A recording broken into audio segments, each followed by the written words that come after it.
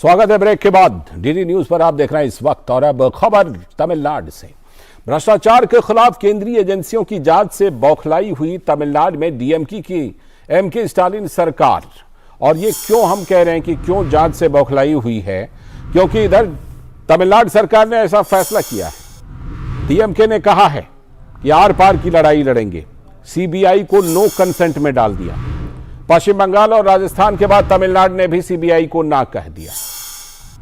तो फिर बीजेपी को हमला बोलने का मौका मिला। तमिलनाडु बीजेपी के अध्यक्ष के अन्नामलाई ने डीएमके सरकार और मुख्यमंत्री एमके स्टालिन पर करारा हमला बोला।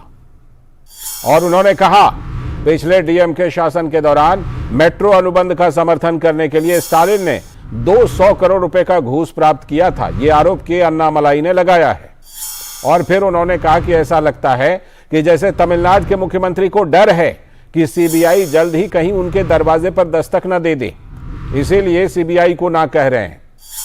ये बीजेपी कह रही है। राज्य सरकार की अनुमति के बिना तमिलनाडु में सीबीआई के प्रवेश पर रोक लगाकर अपने आप को बचाने का उपाय किया है एमके स्टालिन ने। तो तमिलनाडु बीजेपी के अध्यक्ष के अन्नामलाई ने ये बातें ट्वीट करके कही हैं। जरा आप देखिए। अप्रैल में तमिलनाडु बीजेपी ने आरोप लगाया कि तमिलनाडु सीएम स्टालिन ने पिछले डीएमके शासन के दौरान मेट्रो अनुबंध का समर्थन करने के लिए 200 करोड़ रुपए का घूस प्राप्त किया था। तो ऐसा लगता है जैसे तमिलनाडु सीएम को डर है कि सीबीआई जल्द ही उनके दरवाजे पर दस्तक देगी और राज्य सरकार की अनुमति के बिना तमिलनाडु में सीबीआई के प्रवेश पर रोक एक असाधारण उपाय किया है। और हमारे साथ हमारे संवाददाता फोन लाइन पर जुड़ चुके हैं।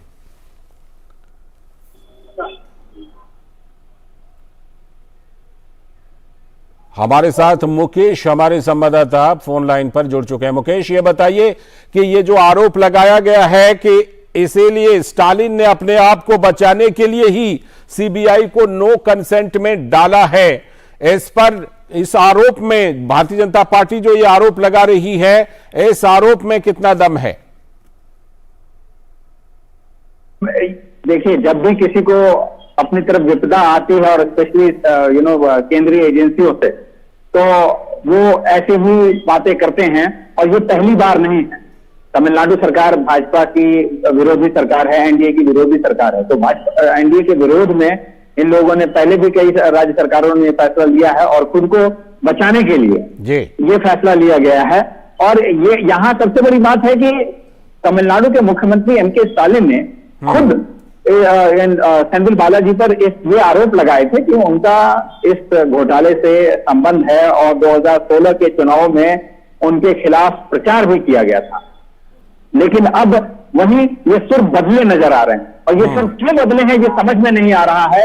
और भाई देखा जाए तो अब उनके साथ पार्टी में आ चुके हैं, तो इसलिए उनके सुर बदले हुए हैं।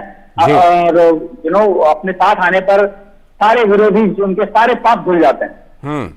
जिसके बारे में आप पहले कहा करते थे कि वो भ्रष्ट नेता हैं, उन्होंने राज्य के लोगों को छला है, नौकरी देने के नाम पर पैसा लिया है, ये सब आरोप उन्होंने चुनाव प्रचार में लगाए थे और काफी मुखर होकर बोला था उसके बारे में। लेकिन अब वही चीजें जो हैं खत्म हो चुकी हैं। अब उनके लिए सबसे फेवरेट सेंथिल बालाजी ही रहे हैं। और इनफैक्ट इससे पहले अभी देखा जाए तो उनके मंत्री पद में सबसे चहेते मंत्री मुख्यमंत्री स्टालिन के लिए सेंथिल बालाजी ही है।